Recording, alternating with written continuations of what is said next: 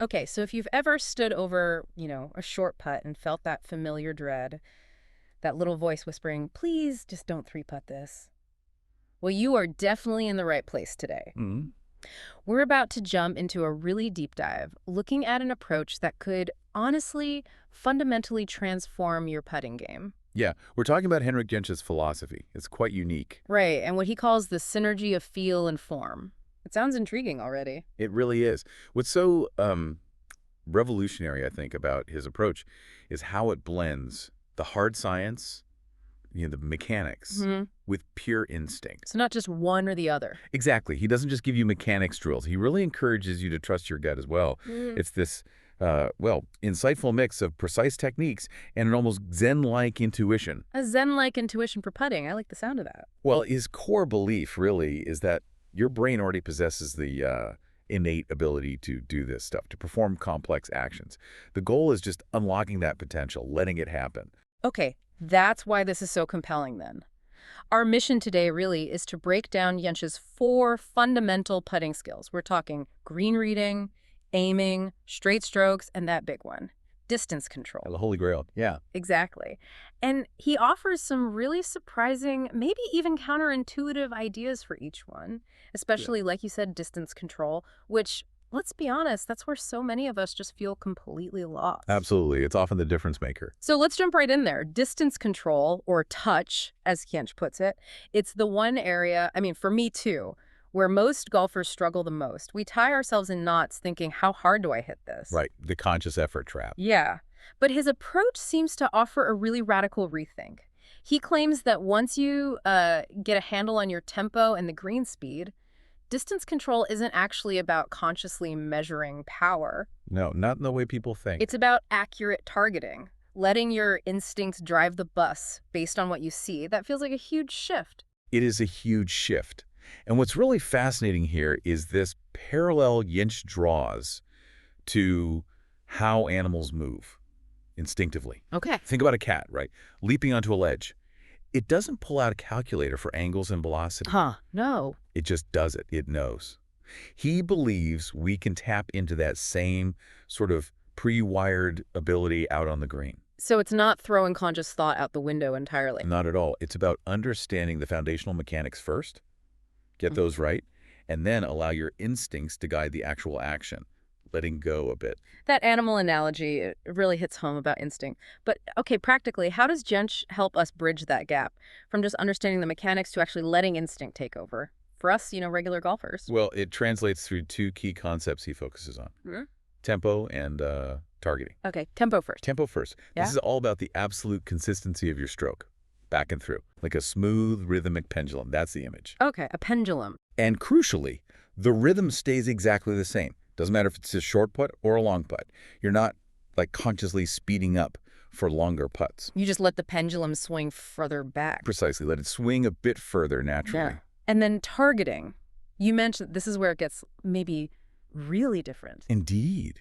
This is quite interesting. Jentsch actually recommends using your head and your neck to, physically measure the distance to the hole. Physically measure. He calls it embodied knowledge. No. Your body is literally gathering distance information through movement and what you see. So by just turning your head towards the hole, your brain instinctively figures out how far the putter needs to swing. Without you consciously calculating, okay, 6 feet needs X amount of force. Exactly. It happens without that conscious effort. And, in fact, he argues that trying to consciously control the distance that can actually interfere with this natural process, it breeds inconsistency. Huh. So you see, a lot of this is about unlearning those ingrained habits that maybe aren't helping. That idea of embodied knowledge. Yeah. Wow, makes you think about how much our bodies just sort of absorb without us realizing. And speaking of physical action, let's talk about the stroke itself, getting those consistently straight putts. Jentsch, you mentioned, really wants to minimize hand and arm movement. Oh, absolutely. He hammers this point home. It's all about the shoulder stroke. It has to be powered by your shoulders, not fiddling with your hands or arms. And he uses that triangle image, right? Yes, a really powerful visual. Your shoulders, arms, and the putter shaft. Yeah. They form one solid, unchanging triangle throughout the stroke. That unit moves together. Okay. And what about the setup? He has an analogy for that, too. He does, the carpenter's square. The idea is your setup needs to be square to the putter face.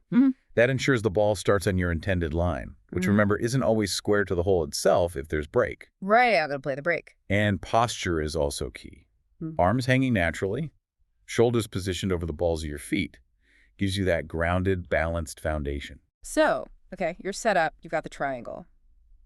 How do you start the stroke without letting the hands creep in? Because, for many of us, the hands just want to get involved. It's initiated by just gently rocking the shoulders back and forth, like that pendulum we talked about. Keep the triangle solid. So the lead shoulder sort of dips down on the backswing. Exactly. Lead shoulder moves downward as you take it back, but the arms and hands, they stay completely quiet. They're passive, just along for the ride with the shoulders. And the follow-through. Is there a tendency to try and, steer the ball into the hole? A big one. But Jentsch says, nope, stay relaxed. Let the stroke just carry through naturally. Don't try to control anything after you've hit the ball. Because that adds tension. Yes, tension kills consistency. It's really about prep, make contact, then just let go. Trust the mechanics, trust the rhythm you've built, let the club swing. Prep, contact, let go. I like that simplicity. Okay, let's unpack the next piece, aiming.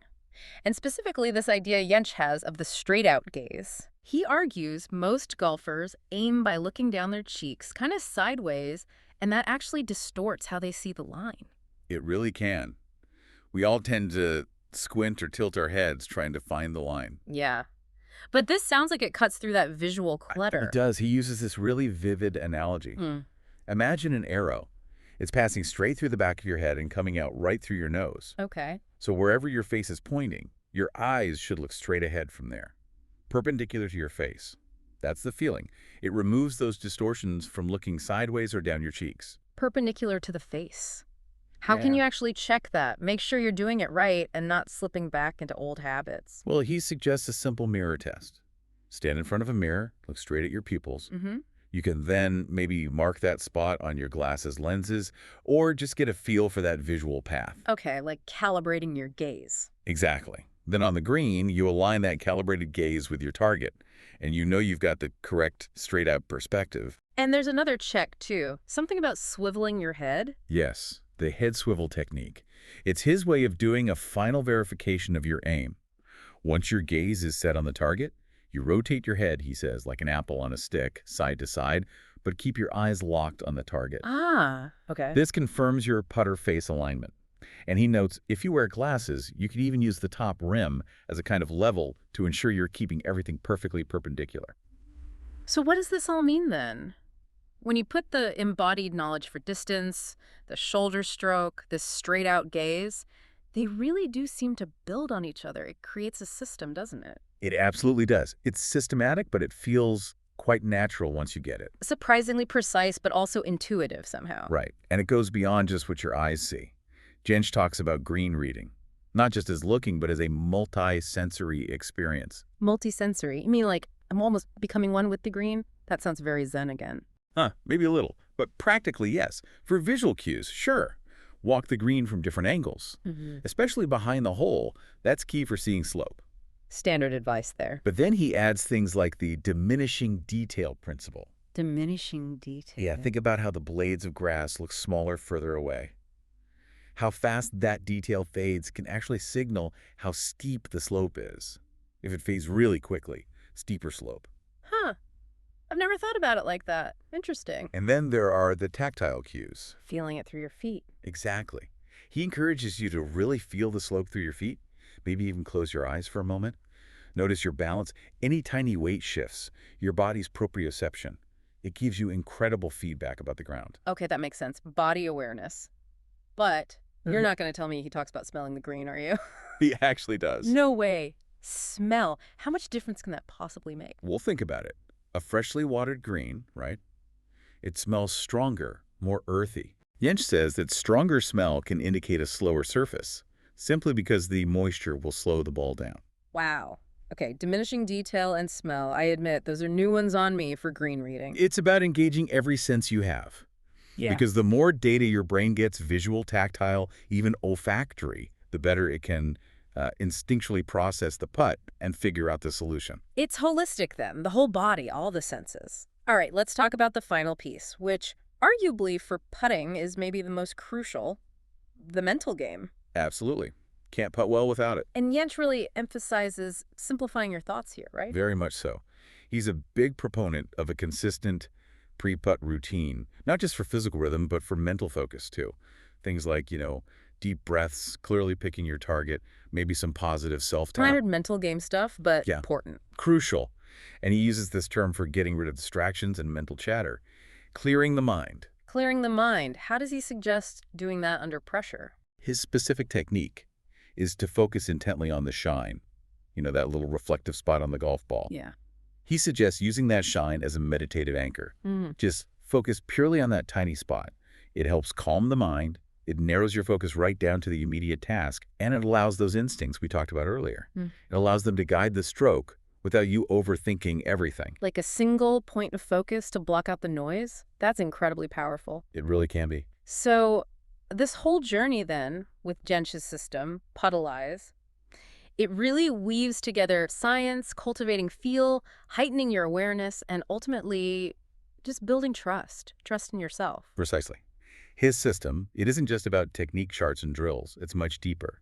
It's about understanding and trusting the whole human mechanism, mind and body working together. Helping you be your own best coach, essentially. That's a great way to put it. Tapping into the golfer that's already inside you, maybe buried under some bad habits or overthinking. And, that leads us to a final, maybe provocative thought for you, our listener, to consider. Jentsch's core principle, that your brain, your body already knows how to do complex things instinctively. And the main goal is just to unlock that by unlearning all the conscious interference. Well, if we zoom out, connect that to the bigger picture, what other areas of your life could maybe benefit from that same approach? Trusting your natural abilities more, simplifying things, rather than overthinking every single step. It's a fascinating question. Yeah, it really is a challenge, isn't it? To quiet that analytical mind sometimes and just let our innate intelligence or instincts lead the way. Something to definitely mull over.